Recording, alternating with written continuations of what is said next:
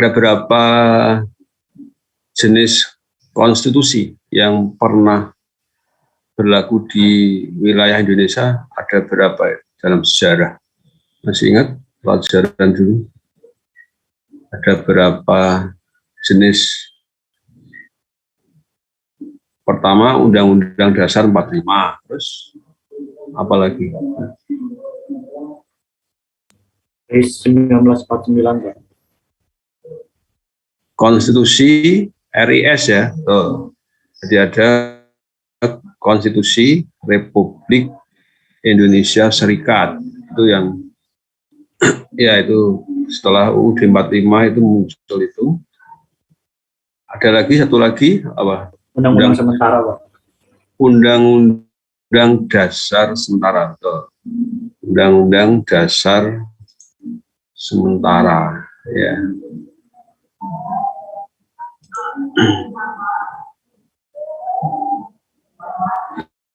Ya, dinamikanya memang jadi ketika berlaku Undang-Undang Dasar Sementara ya, itu memang Undang-Undang Dasar 45 itu ya dinyatakan tidak berlaku karena sudah diganti oleh Undang-Undang Dasar Sementara. Sambil menunggu itu adalah menyusun Undang-Undang Dasar yang betul-betul baru dan yang kira-kira itu lebih lengkap yang mau diberlakukan seterusnya. Itu kan waktu itu ya maunya para wakil rakyat waktu itu yang ada di Badan Konstituante, kan begitu. Jadi namanya aja sudah Undang-Undang Dasar Sementara, itu kan memang sesuai dengan namanya, itu hanya untuk berlaku darurat ya, sambil menunggu berlakunya nanti atau tersusunnya ya Undang-Undang Dasar yang baru. Dan itu sedang dikerjakan oleh siapa? Yakni oleh Majelis Konstituante. Itu mulai bekerja itu setelah pemilu tuh ya, pemilu 1955 itu. Nah, tokoh-tokoh yang mendapatkan suara dan terpilih menjadi anggota wakil rakyat di Majelis Konstituante itu mulai tahun 1956, 57, 58 sampai 59 itu wah itu kerja keras, sidang-sidang, mereka membahas, berdebat itu menyusun draft Undang-Undang Dasar yang permanen, bukan sementara. Tapi itu rencana tinggal rencana. Maaf, sudah muncul nggak ini tayangan? Ada, Pak. Jadi ini cuman mengingat kembali ya sejarah. Dan akhirnya kan rancangan yang sudah hampir selesai itu di Majelis Konstituante itu sudah merumuskan lengkap itu Undang-Undang Dasar yang permanen. Itu sebelum ada dekret presiden. Tapi ya sesuatu jalan buntu itu muncul. Apa itu jalan buntu? Ya ini belum bisa diputuskan karena menemui jalan buntu ketika harus memutuskan dasar negara. Padahal itu pasal-pasal kelengkapan Undang-Undang Dasar sudah jadi. Nah, dalam persidangan itu wakil-wakil rakyat di Majelis Konstituante bersidang berdebat tuh nggak selesai karena ketika memutuskan Undang-Undang Dasar yang baru itu, memutuskan apa dasar negara itu masih berdebat dan sama-sama ada dua kubu paling nggak, dua kubu yang sama-sama kuat dan berseberangan. Ya. Sempat dilakukan voting itu, voting. Yang jelas itu kalau kita buka file-file waktu itu di kerja konstituante di tahun 1956, 57, 58 sampai awal 1959 itu ya, awal sampai pertengahan itu belum kelar-kelar itu, karena menemui jalan buntu dalam soal memutuskan dasar negara. Ada dua kekuatan itu terutama. Satu kekuatan itu menetapkan, mendukung dasar negara Indonesia adalah Pancasila. Jadi itu melanjutkan perdebatan yang ada di BPUPKI dulu ya, BPUPKI sebelum proklamasi. Muncul lagi itu dua kubu. Sementara kubu yang satunya itu memperjuangkan dasar negara Indonesia itu berdasar Islam karena pemeluknya mayoritas.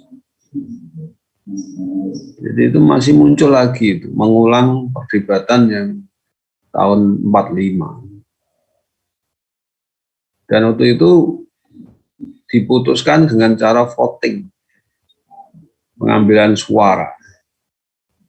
Tapi menemui jalan buntu. Kenapa? Karena kemenangan dua kubu itu selisihnya sangat tipis. Keunggulannya itu hanya 50, tipis sekali itu, 51% itu berbanding dengan 48-49%. Dan itu belum memenuhi, karena untuk memutuskan dan bisa diterima itu dalam hal menentukan dasar negara waktu itu harus mencapai minimal suara itu 2/3 atau berapa itu? 66%. Dan itu dia lakukan voting itu nggak ada yang mencapai karena selisihnya hanya tipis antara yang mendukung dasar negara Pancasila itu unggul tipis. Jadi belum mencapai 2/3. Sedangkan golongan yang lain itu yang belum tidak menyetujui Pancasila, yang mengajukan dasar negara itu Islam itu ya suaranya kalah tapi tipis. Dan dua kubu itu yang nggak ada yang mencapai 2/3 itu. Diulang lagi sama saja, sehingga itu nggak menghasilkan keputusan.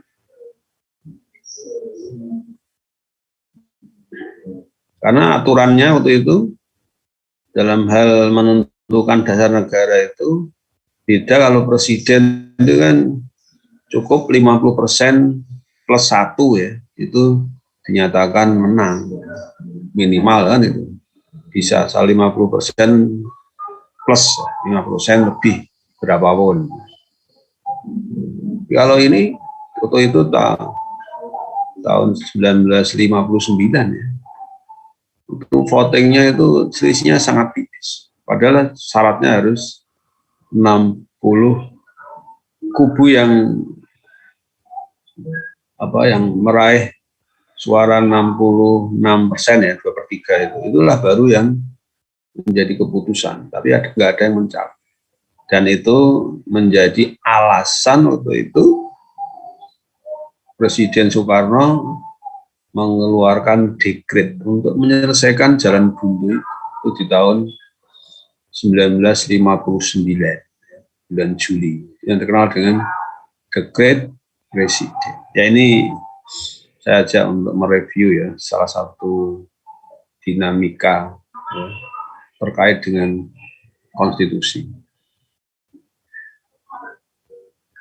Nah, berikut ini saya ajak untuk melacak asal-usul ide-ide tentang Undang-Undang Dasar. Ide-ide tentang konstitusi itu dari mana? Yang itu kemudian sampai sekarang ya hampir setiap negara saya kira sekarang punya landasan konstitusi. Meskipun mungkin bentuk-bentuknya ya antar negara mungkin bisa bervariasi. Sekarang sebuah dokumen yang terkait dengan ketatanegaraan yang disebut dengan konstitusi itu sekarang menjadi ya semacam syarat bagi setiap negara di era kontemporer. Nah, kalau kita mau melacak asal-usul ide, ya munculnya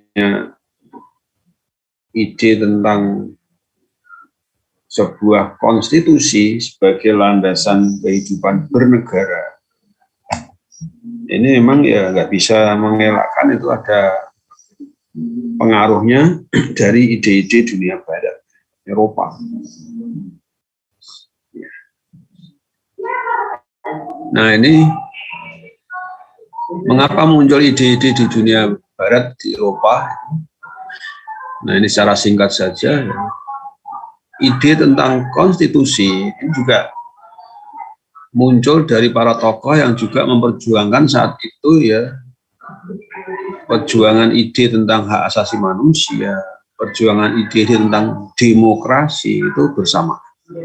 Jadi suatu kemunculan ide-ide yang bersamaan karena saling terkait. Tujuannya apa? Tujuannya adalah mengapa harus ada konstitusi. Tujuan utama itu untuk melindungi rakyat banyak. Karena konstitusi itu akan menjadi pedoman dalam hidup bernegara. Ya. Sehingga pemerintahan itu tidak bisa seenaknya. Karena kalau ada sebuah konstitusi itu harus jadi landasan. Sehingga dikenal sekarang itu dalam bernegara itu ya kita harus mendasarkan pada konstitusi. Bagaimana menyelenggarakan pemerintahan bernegara ini, yaitu wajib secara konstitusional kan begitu. Ya. Sementara di masa munculnya ide ini kan, terutama di abad modern ya, abad modern itu sekitar abad ya mulai 16, abad 17, kemudian abad 18. Ini dinamika muncul ide-ide itu ya, terutama sekitar abad 18.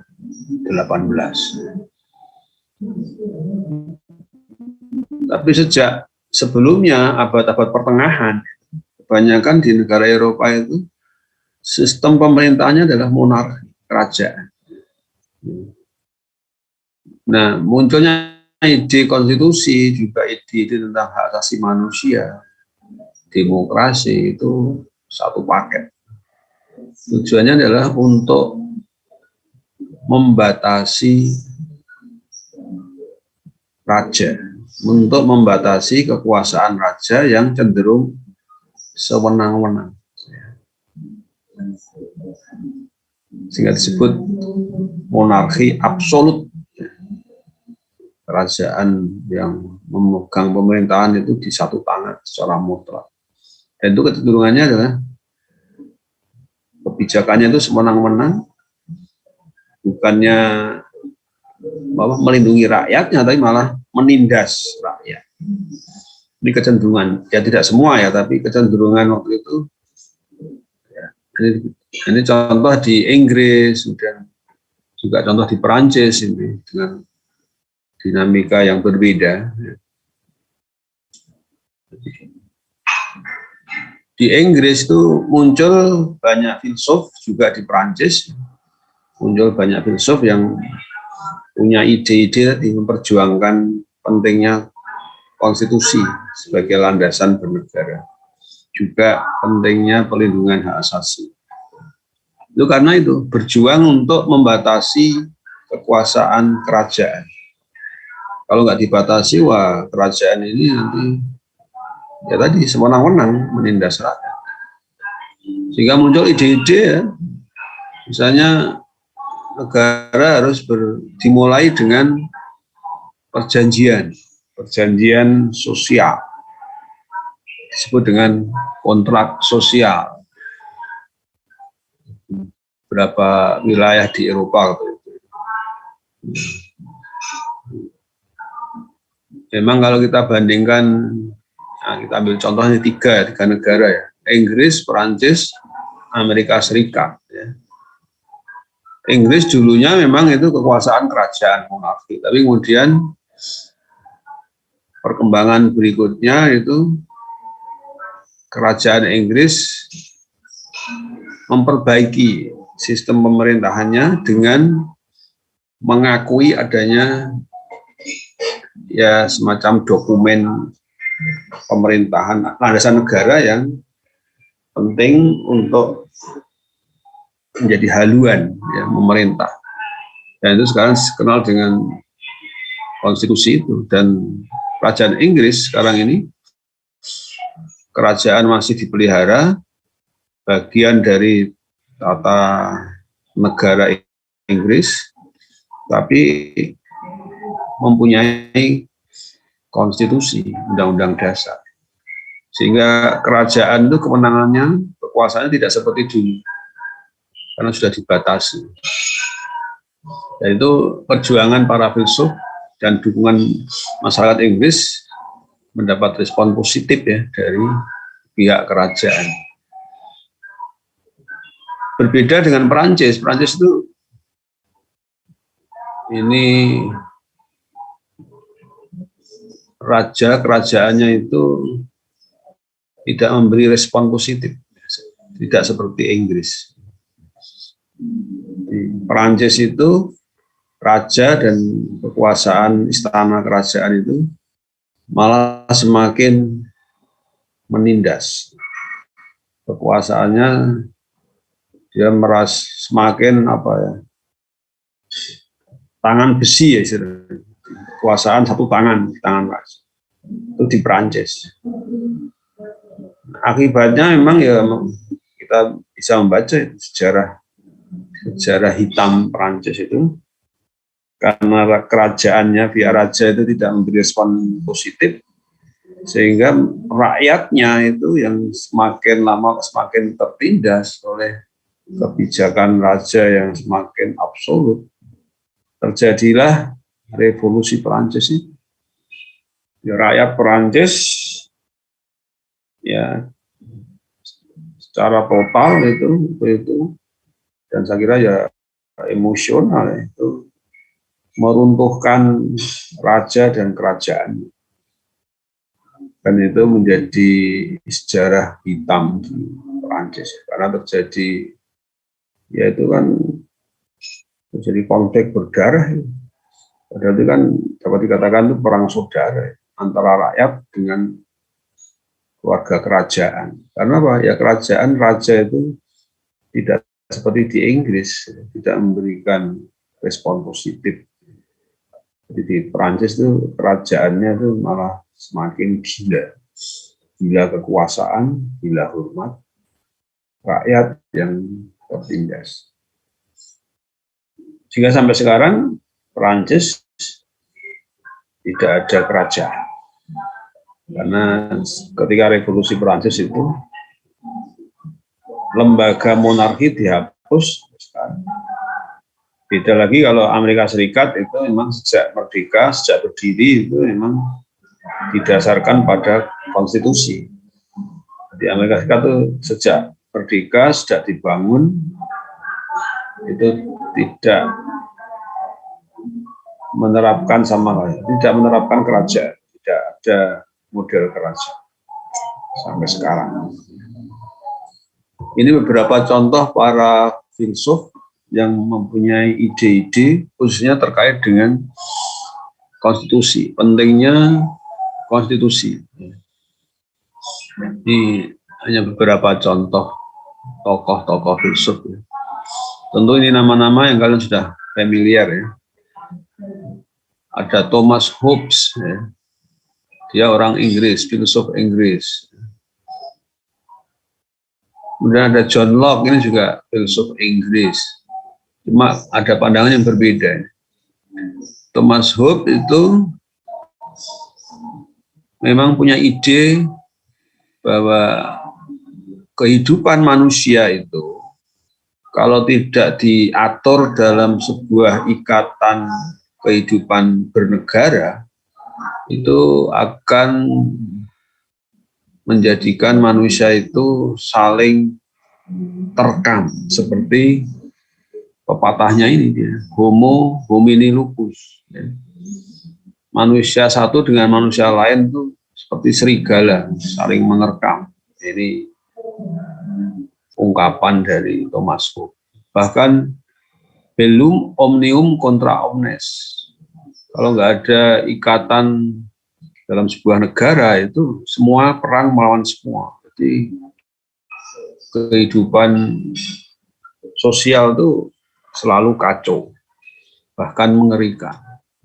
Atas dasar itulah maka Thomas Hobbes punya ide untuk membentuk sebuah negara yang teratur dan diawali dengan ini, social contract atau kontrak sosial atau perjanjian sosial. Istilah inilah yang kemudian sekarang kita kenal dengan konstitusi. Itulah sebenarnya bibit-bibitnya dulu adalah disebut dengan kontrak sosial.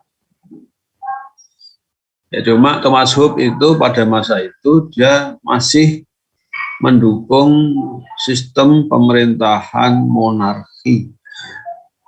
Nah, dia punya pemikiran dengan ini, humus primus inter pares, asas primus inter pares, bahwa yang punya kewenangan untuk memegang kekuasaan pemerintahan itu adalah orang yang paling unggul segalanya. Jadi di antara orang-orang yang terbaik maka diambil yang mana yang paling unggul. Dan menurut Thomas Hobbes itu sosok raja itu diyakini sebagai sosok yang paling unggul, karena raja itu diyakini sebagai tangan kanan Tuhan, sampai seperti itu. Tapi pendapat Thomas Hobbes yang seperti ini itu kemudian oleh pihak raja itu dimanfaatkan, disalahgunakan. Jadi, terus memegang kekuasaan itu seenaknya. Beda kalau John Locke, sama-sama filsuf Inggris, tapi John Locke ini berjuang dengan ide-idenya itu untuk menghapuskan monarki. Raja kerajaan itu harus diganti dengan sistem model pemerintahan demokrasi. Jadi John Locke ini dikenal juga sebagai filsuf yang semacam pendekar demokrasi, pejuang demokrasi di abad ke-18 di Eropa, di Inggris khususnya. Tapi John Locke juga punya kesamaan dengan Thomas Hobbes dalam mengusulkan pentingnya sosial kontrak. Jadi, sebuah negara itu harus didasarkan pada kesepakatan masyarakat, perjanjian masyarakat. Ini benih-benih ide konstitusi. Begitu pula para filsuf pemikir dari Perancis juga punya pandangan-pandangan yang kurang lebih ada persamaannya juga. Nah, teori kontrak sosial ini memang semakin populer ketika dikembangkan oleh Rousseau, filsuf Perancis. Kemudian muncul juga ide-ide pembatasan kekuasaan. Perlu adanya pembatasan kekuasaan. Nah, pandangan John Locke, Rousseau, Montesquieu ini sudah cenderungnya itu sudah menolak sistem kerajaan, tidak seperti Thomas Hobbes. Jadi karena apa? Teori-teori yang mereka kemukakan itu nggak cocok untuk model monarki. Jadi, pembatasan kekuasaan, ya, perlunya pemerintahan itu berdasarkan konstitusi. Itu bisa memungkinkan, bisa jalan jika sistem pemerintahannya itu bukan monarki tapi demokrasi. Jadi waktu itu memang ide-ide ini yaitu ide baru pada masa itu.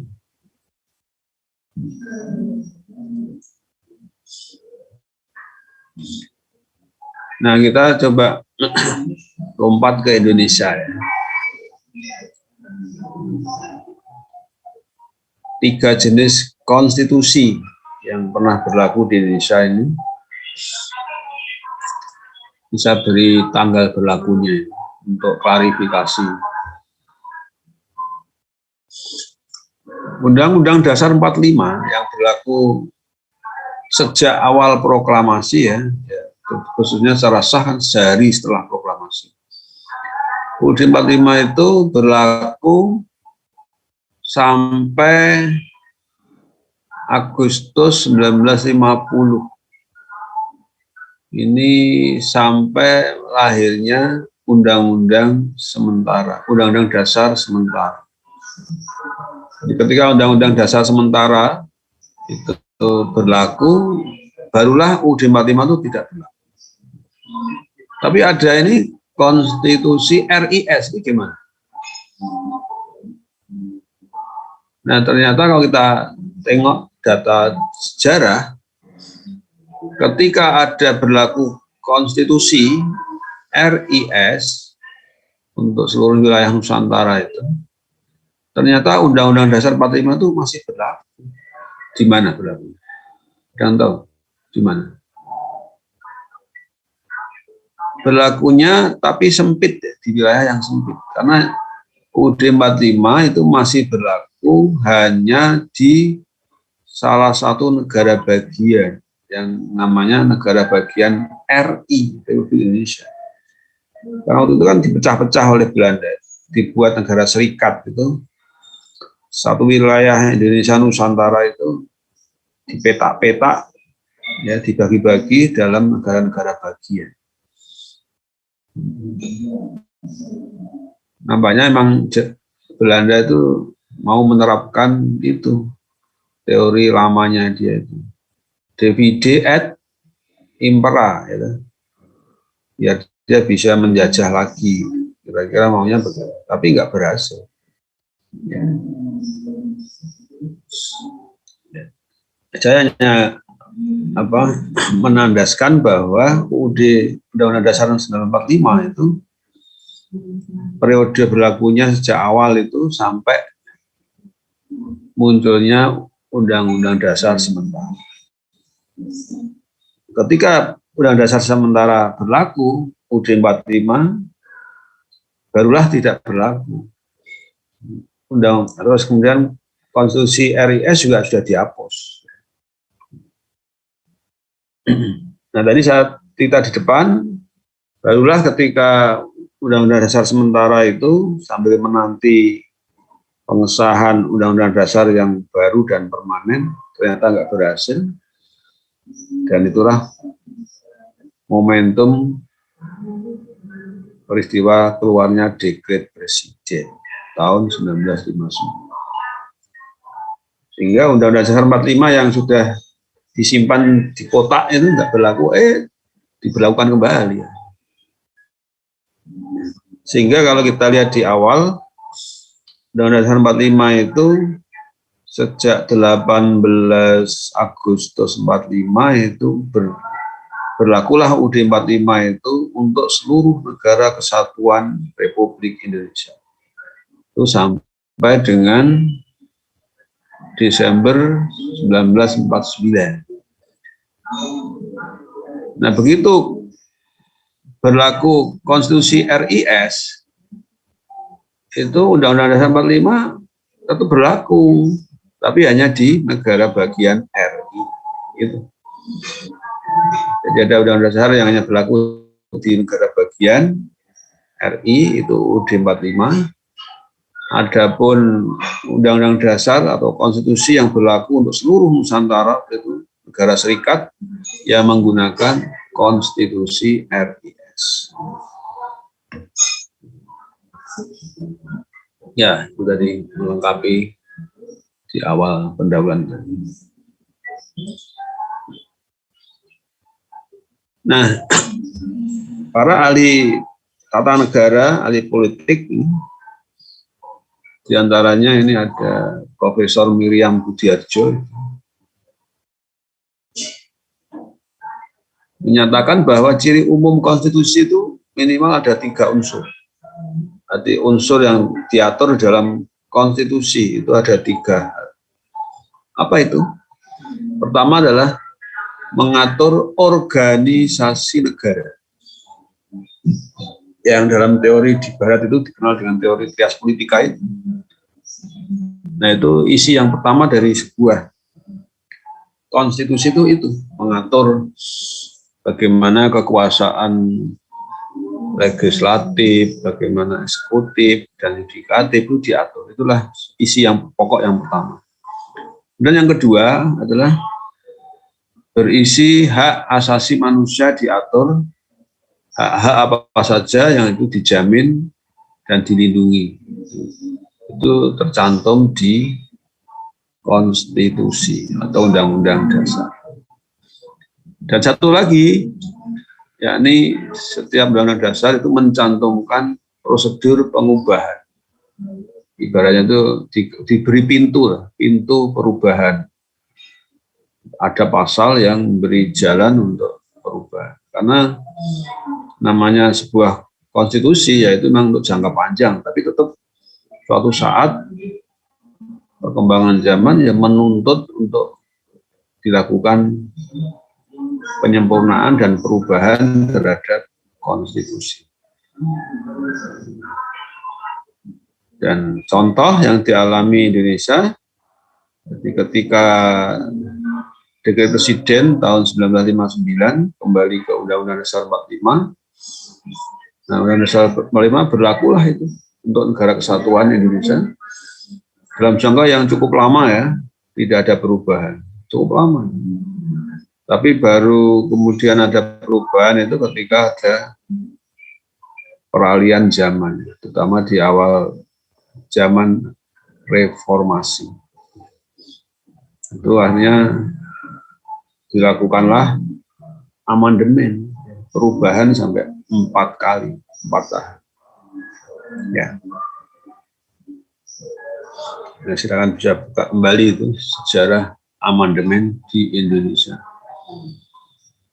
Nah, kalau kita cek, periksa saja ini Undang-Undang Dasar Indonesia di dalam konstitusi yang kita berlaku ini sekarang, 3 isi utama itu terpenuhi enggak? Kalau kita cek ternyata ya terpenuhi. Di dalam Undang-Undang Dasar kita yang sekarang berlaku itu ya memang mengatur organisasi negara, diatur semua ada. Eksekutif, legislatif, yudikatif diatur. Dan bahkan tidak hanya cuma itu. Ya, kemudian hak asasi manusia juga tercantum, diatur. Bahkan ketika ada amandemen itu ada tambahan lagi. Ada sejumlah pasal tambahan di amandemen terkait dengan hak-hak asasi manusia. Juga ada penjelasan yang dihapus, ini perubahan amandemen. Sedangkan isi pokok yang ketiga itu prosedur perubahan ini ada di dalam pasal 37. Ya, ini perkembangan dinamika amandemen sekarang ya. Tadi 3 butir isi pokok Undang-Undang Dasar itu terpenuhi untuk Undang-Undang Dasar 45 di Indonesia. Cuma yang dulu ada penjelasan, sekarang sudah dihapus. Nah, ini hanya sebagai tambahan saja. Ini terkait dengan perkuliahan Pancasila. Di sini adalah isi utama dari pembukaan. Dan ini penting sebagai fondasi ya, fondasi di dalam konstitusi. Hanya saya tunjukkan itu ada kaitannya dengan kuliah-kuliah Pancasila. Untuk konstitusi Indonesia, Undang-Undang Dasar 45 itu bagian pertama kan pembukaan. Itu tidak mengalami amandemen. Mengapa? Alasannya karena ini isinya itu hal-hal yang fundamental, sehingga pembukaan UUD 45 itu tidak dirubah oleh MPR. Bahkan MPR sendiri juga sudah menyatakan untuk tidak akan merubah, karena memang secara logis dan argumen yuridis tata negara itu menyatakan bahwa pembukaan UUD 45 karena isinya yang fundamental itu, maka pembukaan tidak bisa dirubah. Karena logika sederhananya, kalau pembukaan itu sebagai fondasi bangunan negara Indonesia dirubah, ibaratnya ya seperti sebuah bangunan fondasinya kok dirubah. Itu begitu mengambil materialnya misalnya diganti apa, itu kan akan meruntuhkan bangunannya, karena fondasi itu nggak bisa diganggu-gugat. Kalau ingin mempertahankan sebuah bangunan, ya fondasi itu jangan disentuh-sentuh, dan itu telah dibuktikan oleh MPR Indonesia tidak merubah pembukaan. Yang dirubah, yang diamandemen hanya batang tubuh. Mengapa pembukaan tidak bisa dirubah? Ya ini kembali ke isinya yang istimewa. Ya, ada hal-hal yang fundamental. Juga pembukaan itu punya kedudukan yang istimewa, yakni sebagai pokok kaidah negara yang fundamental. Nah ini nanti kita diskusikan lagi ini materi kuliah pendidikan Pancasila kan. Di samping sebagai pokok kaidah negara fundamental, kedudukan pembukaan itu juga punya kedudukan yang nggak kalah penting, yakni sebagai dasar tertib hukum Indonesia, karena menempati derajat yang tertinggi yang harus menjadi landasan dan pijakan. Ya, ini untuk menjadikan argumen ya, membawa argumen. Kalau bicara soal amandemen, ini pertanyaannya tadi itu, mengapa pembukaan UUD 45 tidak dirubah? Oh, bahkan dikatakan tidak bisa dirubah. Kalau ada pertanyaan seperti itu, kalian bisa menjelaskan landasan yuridisnya, landasan logisnya, bahkan landasan-landasan filosofisnya. Tadi ada teori trias politika ya, 3 badan negara yang itu merupakan salah satu isi utama di dalam konstitusi yang harus diatur.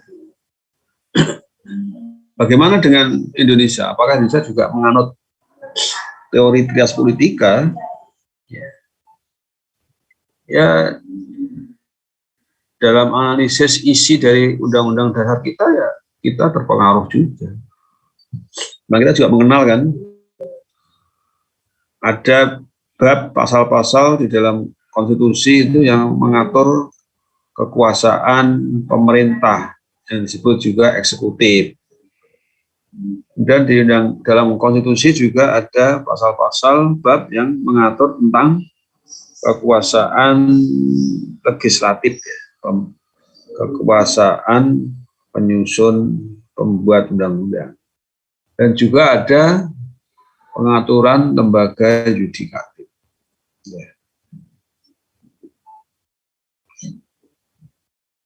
Nah, cuma begini catatannya, Indonesia itu ya mengikuti atau dipengaruhi oleh trias politika, teorinya John Locke yang kemudian disempurnakan oleh Montesquieu. Tetapi Indonesia tidak copy paste dalam mengikuti konsep dan teori trias politika, itu tidak sama persis, tapi dimodifikasi sesuai dengan identitas dan ciri khas bangsa Indonesia. Di mana bedanya trias politika ala Indonesia yang berbeda dari trias politika di negara barat?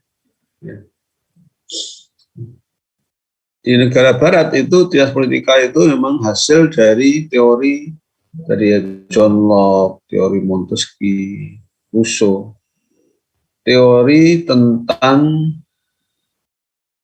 pentingnya pembatasan kekuasaan. Bahkan teori yang ekstrim itu dari para filsuf itu menyebutkan teori pemisahan, ya, the separation of power, teori pemisahan kekuasaan, dipisah menjadi tiga badan, ya, tiga lembaga kenegaraan. Karena tiga itulah kemudian muncul tadi sebutan teori trias politika. Trias kan tiga bidang, tiga badan dalam kegiatan politik. Gitu.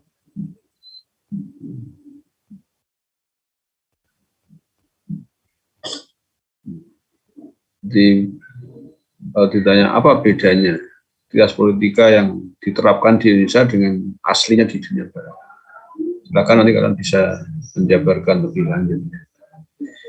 Ya ada pengaruh tapi tidak sama persis. Indonesia lebih tepat itu disebut bukan teori pemisahan kekuasaan. Ya. Indonesia lebih tepat disebut apa? Teori ya pembagian kekuasaan mungkin masih lebih nyaman. Atau teori check and balance antar lembaga negara. Jadi perimbangan. Bukan dipisah sama sekali, tapi ada koneksitas antara misalnya antara legislatif, ya, DPR itu punya jalinan tugas bersama dengan presiden dalam hal apa? Dalam hal pengesahan undang-undang. Tidak bisa hanya DPR, juga tidak bisa hanya presiden, tapi harus kedua belah pihak.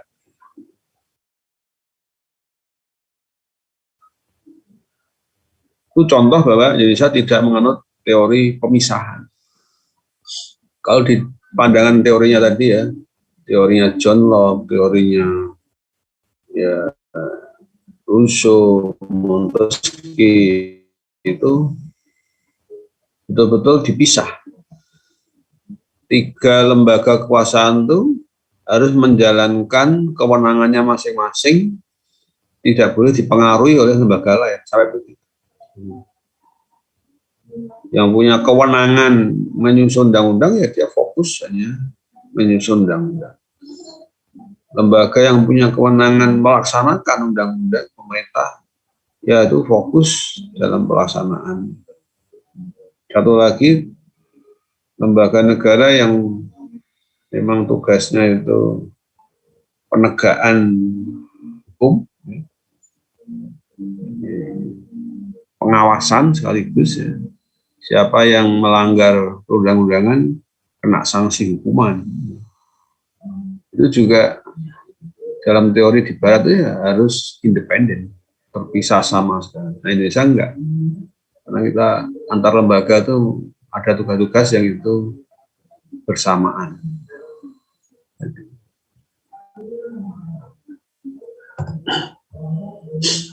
Ya sebagai tambahan terakhir penutup ini melengkapi tadi ya bahwa pembukaan itu punya kedudukan sebagai dasar tertib hukum Indonesia.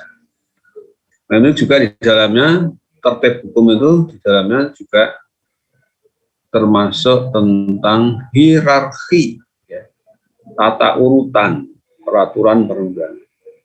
So, kalau ingin tertib hukum itu harus jelas, hierarki itu harus jelas. Mana peraturan perundangan yang ada di tingkat lebih tinggi, mana yang lebih rendah.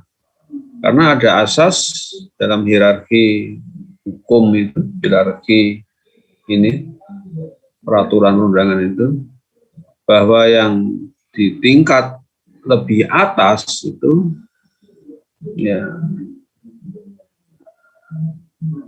mendasari peraturan-peraturan yang ada di bawahnya. Sebaliknya, peraturan perundangan yang ada di level bawah, di hierarki bagian bawah, tidak boleh bertentangan dengan yang di atas. Nah, ini dalam Undang-Undang tahun 2011, ya, ini diurutkan hal yang ini yang pokok aja ya. Jadi paling tinggi itu dasar negara Pancasila sebagai landasan filosofisnya.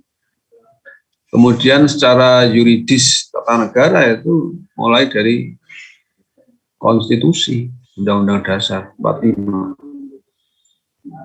Kemudian baru yang lain di bawahnya, TAP MPR, di bawahnya lagi ada undang-undang atau peraturan perundangan, ya,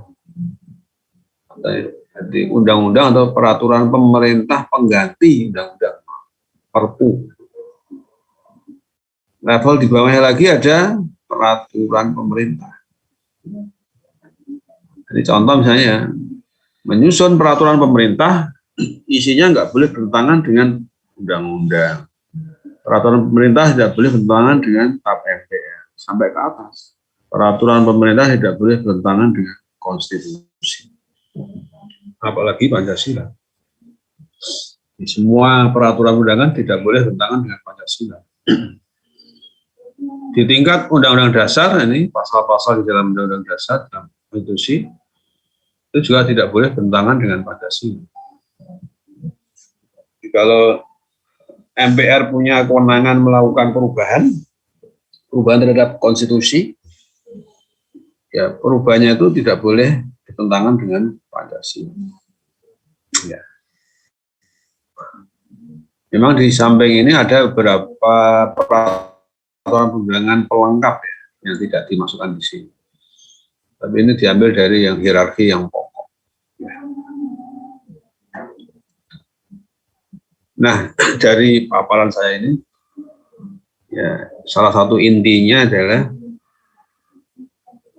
bahwa konstitusi itu betul-betul harus diimplementasikan, harus dipraktekkan, jadi pijakan dalam kehidupan bernegara. Ya. Karena apa? Karena konstitusi itu ibaratnya sumpah tokoh bangsa semua. Karena disebutkan istilahnya itu perjanjian, janji, sumpah, perjanjian sosial bangsa Indonesia yang tentu diwakili oleh para founding fathers, ya, para pendiri negara.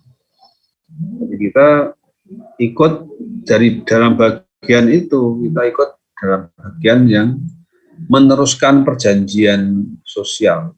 Kita meneruskan ikatan perjanjian yang sudah tertulis di dalam konstitusi.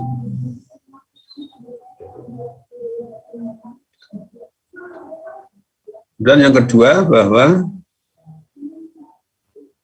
dalam setiap gerak perorangan, kelompok dalam hidup bernegara ini tidak boleh bertentangan dengan konstitusi. Itu menunjukkan bahwa konstitusi itu betul-betul diterapkan. Kalian ikuti nggak ini isu-isu yang muncul belakangan terkait dengan ini Presiden Jokowi, mengikuti nggak? Nah, kalau nanti kalian ya, diminta pendapat, ada usulan-usulan terus sekarang muncul. Pertama ada yang mengusulkan pemilihan umum diundur, ditunda.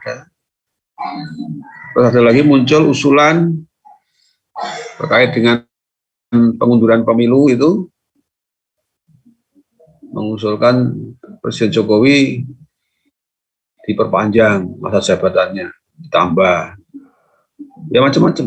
Nah ini kalau kita menjadi warga negara yang baik harus disiplin dan konsekuen. Apa? Ya mendasarkan pada konstitusi.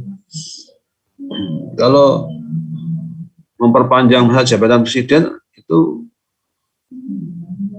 sesuai enggak dengan konstitusi? Ya jelas nggak sesuai yang di dalam konstitusi itu tegas dinyatakan bahwa presiden dipilih itu untuk masa jabatan 5 tahun, kan? Kalau selesai 5 tahun bisa dipilih kembali untuk sekali saja, kan? 5 tahun lagi. Kalau itu ada yang usul untuk diperpanjang, ini nggak diatur, tidak ada di dalam Undang-Undang Dasar 45, nggak ada. Berarti kan bertentangan. Kemudian ada yang nggak mau kalah itu. Kalau gitu usul pasal tentang jabatan presiden di amandemen, wah, kemana-mana. Itu kan ada kepentingan-kepentingan kelompok, kepentingan golongan aja.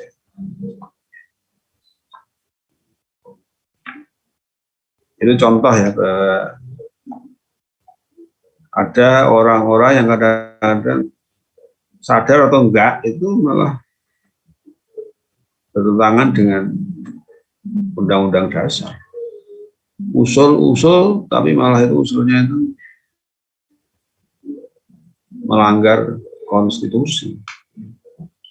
Nah, mestinya kan harus betul-betul penuh kesadaran dan ingat sejarah. Jangan sampai hal-hal yang buruk itu terulang. Di zaman Orde Lama kan muncul dulu tuh itu suara-suara politik, usul-usulan politik yang itu menyimpang dari konstitusi. Karena mungkin waktu itu suara politisi itu menguasai rakyat, rakyat diem aja. Padahal itu melanggar Undang-Undang Dasar. Apa misalnya? Nah, masa waktu itu mengangkat Soekarno sebagai presiden seumur hidup, nah, itu kan seenaknya saja. Ya, ini satu contoh. Jadi, maka pentingnya kita punya konstitusi, tapi tidak hanya disimpan, tapi konstitusi itu harus betul-betul diterapkan secara disiplin. Semua pihak. Ya, ini ulasan saya, sekian saja untuk paparan sore. Silahkan kalau ada komentar atau pertanyaan, silahkan. Terkait dengan seputar ya, fungsi kedudukan konstitusi ya. Dan itu tidak hanya konteks Indonesia. Hampir semua negara sekarang punya konstitusi.